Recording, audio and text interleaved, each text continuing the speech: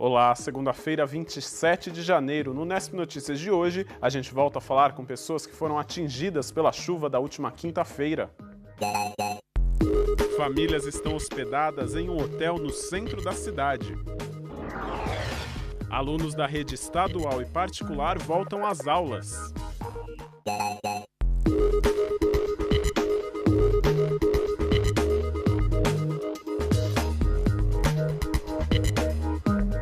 A gente começa a edição de hoje do Nesp Notícias falando sobre a recuperação da cidade após a forte chuva da última quinta-feira.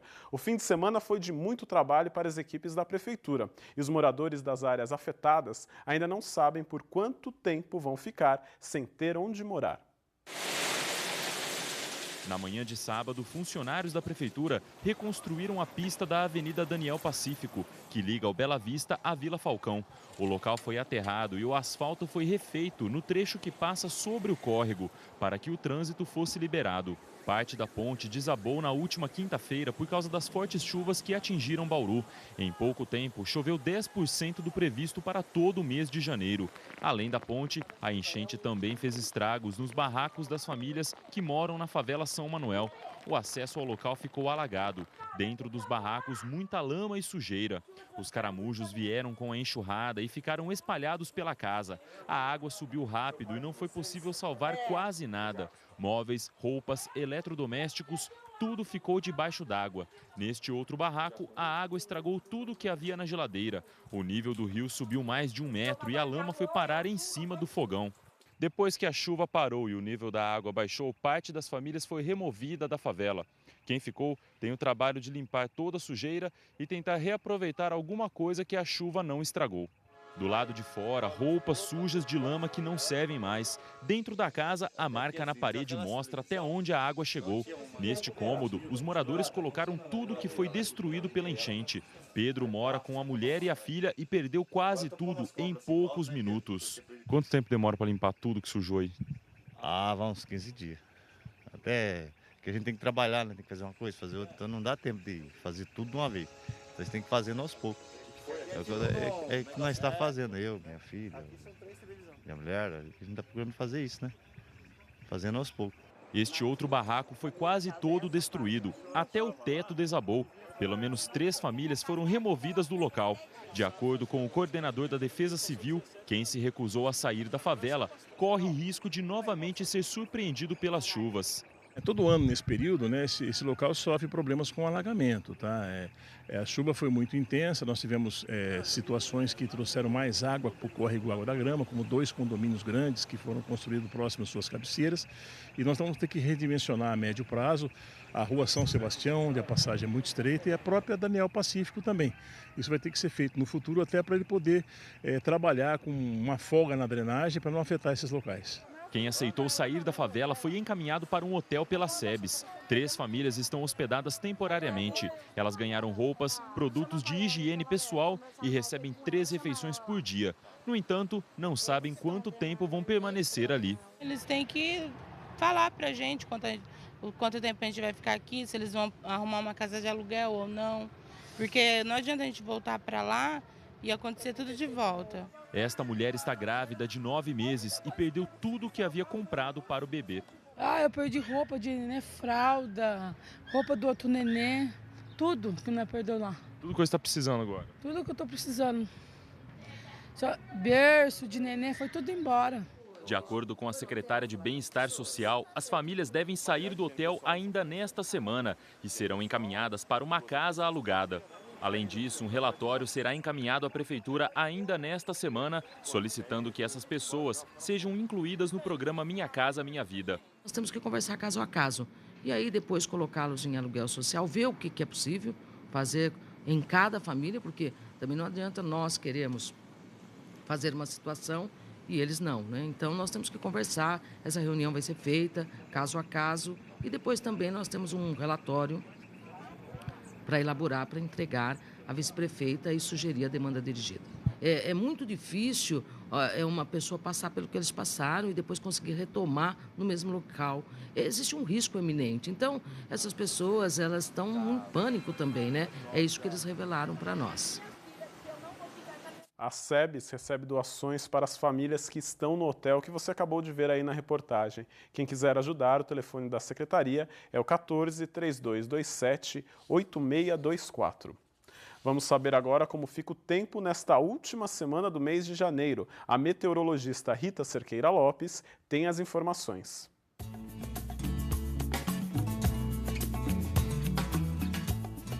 Esta semana a condição do tempo não deve mudar muito dos últimos dias, quer dizer, nós teremos predomínio de sol e à tarde com aquecimento, aquelas pancadas de chuvas isoladas que podem ser de forte intensidade. Essas chuvas que ocorrem agora nessa época, né, são aquelas pancadas típicas de verão que você tem, elas são intensas, são bem localizadas, de curta duração, mas intensas, acompanhadas. Geralmente elas estão acompanhadas por descargas elétricas. O tempo permanece quente, as máximas estarão em torno de 32, 34 graus no estado e as mínimas em torno dos 20 graus.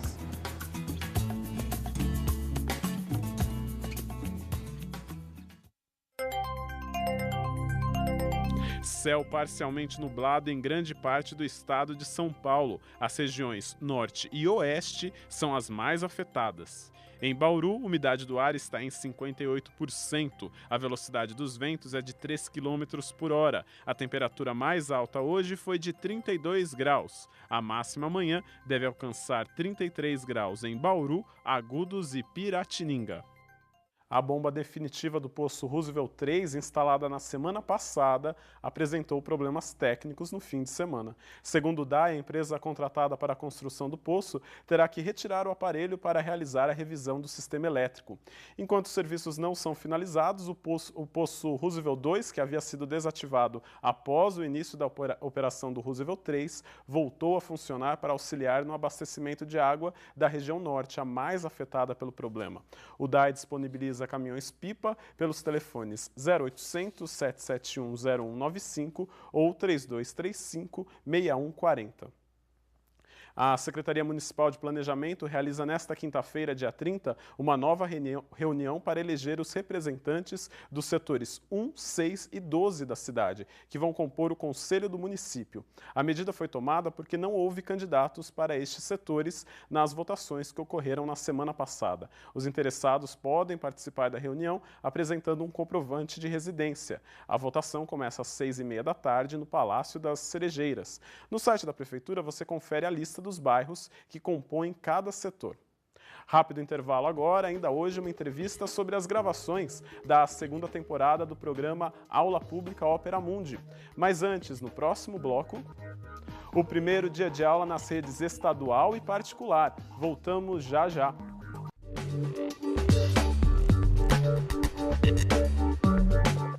A Fundação VUNESP divulgou hoje a lista de aprovados no vestibular 2014 da Unesp. Os candidatos podem fazer a consulta do desempenho no site da VUNESP. Com essa edição do vestibular, a Unesp receberá mais de 7.200 novos alunos em todo o estado. Desses, 1.134 entrarão pelo Sistema de Vagas para Educação Básica Pública da Unesp. Os candidatos aprovados devem confirmar o interesse pelas vagas nos dias 4 e 5 de fevereiro pela internet. A lista dos convocados será divulgada no dia 7 e as matrículas ocorrem nos dias 11 e 12 de fevereiro.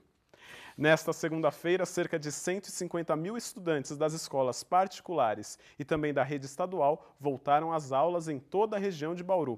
E o trânsito ficou complicado em alguns pontos da cidade. Nesta escola particular, no centro da cidade, o movimento começou por volta das 6h30 da manhã. Depois das férias, os estudantes reencontravam os amigos. De acordo com a Endurbe, o trânsito aumenta, em média, 30% nos horários de pico próximo às escolas. E com isso, aparecem problemas. Alguns pais estacionavam em cima da faixa de pedestres para deixar os filhos. Já por volta do meio-dia, a aula nem tinha terminado nesta escola estadual, na Vila Pacífico, e já tinha gente estacionada em fila dupla. Depois da saída, alunos e motoristas dividiam o espaço na rua. O trânsito ficou complicado e a fila de carros era grande. Pois é, e dentro das escolas, a ansiedade para matar a saudade dos amigos conviveu com aquela preguiça típica do primeiro dia de aula. É hora de voltar à rotina. O auditório ficou lotado logo no começo da manhã. Os alunos receberam as boas-vindas da coordenação do colégio e dos professores, saudades dos amigos e uma foto para lembrar do primeiro dia de aula de 2014. O calendário foi adiantado por causa da Copa do Mundo, pois será interrompido no dia 12 de junho. Com isso, as férias de janeiro ficaram menores. Sofia queria ter ficado um pouco mais em casa. Toda hora é a mesma coisa. Tipo, eu fico ansiosa, mas aí depois é sempre a mesma coisa. Mas é legal. Mas assim, ansiosa, você estava afim de voltar ou queria descansar mais um pouco em casa? Eu queria descansar mais um pouco, mas a gente tem que voltar então.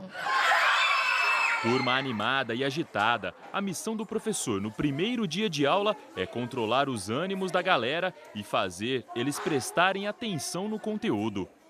A gente tem que mostrar para eles, assim, dentro dos conteúdos, possibilidades para que eles relacionem as coisas da vida deles com os estudos, né? Então, dessa forma, a gente faz um estudo descontraído, uma forma para que eles entendam e aí, assim, a aula fica mais tranquila. Já a turma da 5ª série estava ansiosa para o começo das aulas. Tinha gente com saudade dos amigos. Tava chato ficar em casa?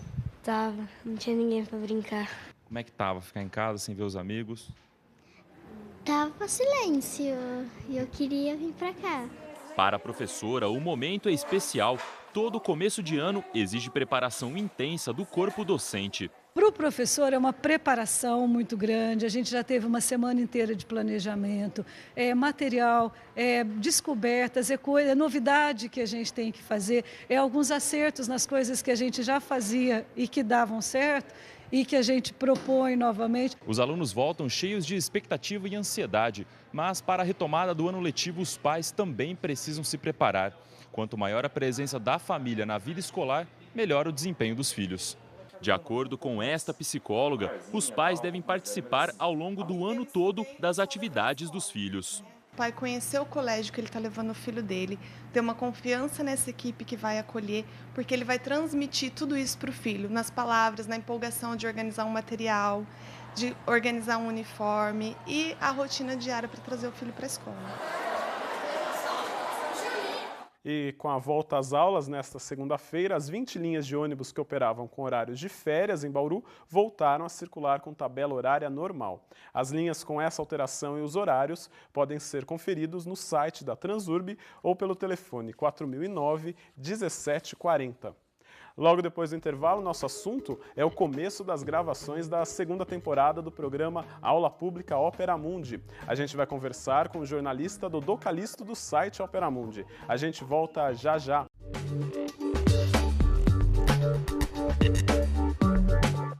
Começam amanhã as gravações da segunda temporada do programa Aula Pública Opera Mundi, uma parceria da TV Unesp e do site Opera Mundi. As gravações serão no Bosque do campus da Unesp, aqui em Bauru, em frente à biblioteca, e são abertas à participação do público. Nós vamos conversar agora com Dodô Calisto, que é jornalista do site Opera Mundi, produtor do programa e um dos idealizadores dessa parceria com a TV Unesp. Boa tarde, Dodô. Queria que você me explicasse como surgiu essa parceria entre o site Opera Mundi e a TV Unesp. Boa tarde. Bem, o projeto surgiu de uma nova proposta do Opera Mundi de investir, né, em uma nova plataforma, uma plataforma multimídia, né? A gente já faz um trabalho da cobertura internacional há um bom tempo, são 5 anos já trabalhando, mas nos últimos meses a gente decidiu investir, né, não só no texto, mas também em vídeo, rádio, etc. E eu fiquei, né, eu que trouxe essa ideia, porque eu fui aluno da Unesp, né, me considero da Unesp, conheço muitos jornalistas que trabalham aqui, e eu trouxe a pauta para cá. Falei, olha, a gente tem uma proposta de fazer um debate aprofundado sobre o noticiário internacional, que é o que a gente faz no site Opera Mundi, e foi basicamente assim, conversei com a direção, com o pessoal daqui, a gente desenvolveu a ideia, foi montando como trazer esse debate, né? Como trazer esses assuntos que muitas vezes não são tratados pela mídia, grande mídia, de uma forma mais interativa, de uma forma mais dinâmica, aprofundando o tema. E o programa chega aí na segunda temporada, né? A gente está vendo aí no ar imagens da primeira temporada do programa Opera Mundi, que foi exibida aqui na TV Unesp, e também está disponível no site, tanto do Opera Mundi como da TV Unesp. Como você avalia esse sucesso do programa? Olha, eu acho que ele é um sucesso por causa justamente dessa lacuna que existe, né? que a gente vê no noticiário internacional, muitas vezes, sabe, 30 segundos, 15 segundos, né? Tem até um programa famoso, O Mundo em 1 minuto, né? Ora, a gente não fala do mundo em 1 minuto, né?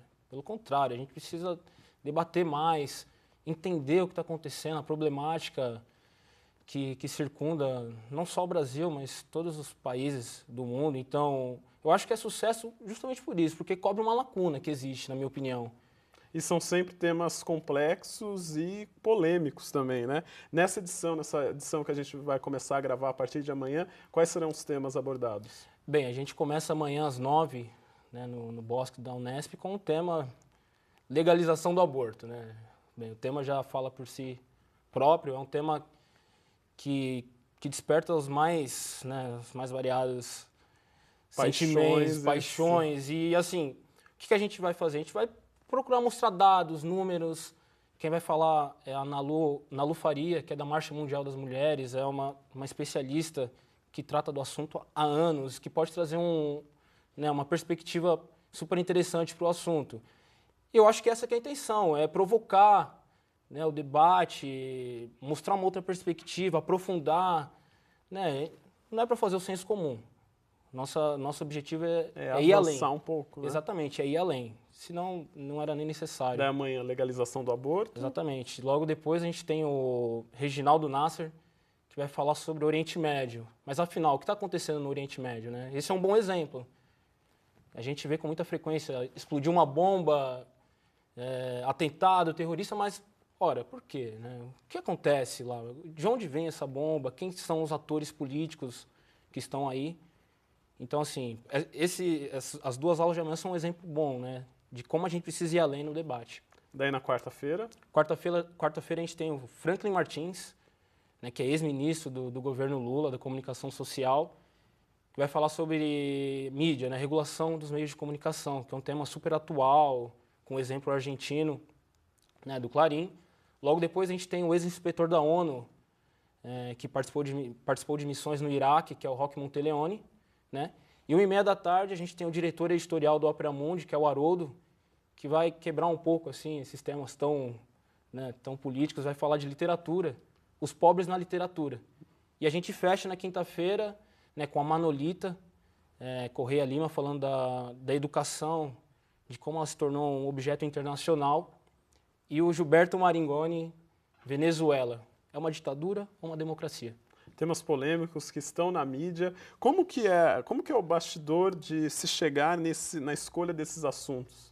Olha, o Opera Mundi conta com uma equipe de jornalistas muito competentes, um pessoal com experiência na Folha de São Paulo, pessoal que tem doutorado na USP. Então, assim, é um processo criativo ali, de conversa, né, com os nossos correspondentes. O Opera Mundi tem muitos correspondentes que colaboram com a gente ao redor do mundo. E, assim, as pautas, elas surgem justamente desse diálogo, dessa troca de informação e com essa necessidade, repito a dizer, de ir além, de mostrar uma outra perspectiva, de trazer uma análise mais complexa, fugindo um pouco do clichê que a gente costuma ver na mídia tradicional. E a participação do público, né, dos estudantes que estão na universidade lá participando é fundamental. A primeira edição foi feita lá no Pátio da Cruz, da PUC em São Paulo, agora está sendo feita aqui no Bosque da Unesp. A participação do público é fundamental sempre. Super importante. Eu acho que é a parte mais, como posso dizer, a parte essencial do projeto, né, essa interação, que é um pouco de trazer um debate aprofundado para o público, né, às vezes... assuntos complexos ficam restritos aos muros da universidade e a proposta da aula pública é essa, levar o debate na rua mesmo, aberto, entrada franca, qualquer um, sem distinção de idade, grau de escolaridade, enfim. As pessoas podem chegar a fazer as perguntas, tirar as dúvidas. Debater. Na primeira edição foi muito interessante, que as primeiras perguntas foram de alunos do ensino médio, né, pessoas que já têm uma certa idade e não conseguiram ingressar no ensino superior, estavam ali participando de um debate que às vezes a gente pensa que, nossa, que coisa chata, é muito complexo, mas não. São assuntos que fazem parte da nossa vida de uma forma ou outra e que refletem no mundo inteiro. Então, reforçando, as gravações das aulas públicas Opera Mundi serão no Bosque da Unesp, em Bauru. Vão de amanhã até quinta-feira, sempre às 9h e às 10h30 da manhã. Na quarta-feira, como o Dodô contou pra gente, haverá uma aula extra a partir da 1h30 da tarde. Em caso de chuva, né, você viu a previsão, as gravações serão transferidas para a sala 2A. A participação é aberta ao público, mas a produção do programa pede para os interessados em se inscreverem no nosso site, o www.tv.nesp.br. Obrigado, Dodô, e boas gravações aí. Obrigado, a gente se encontra amanhã. O Nesp Notícias fica por aqui. Para você, uma ótima semana. A gente volta amanhã às 5h30 da tarde, ao vivo. Tchau.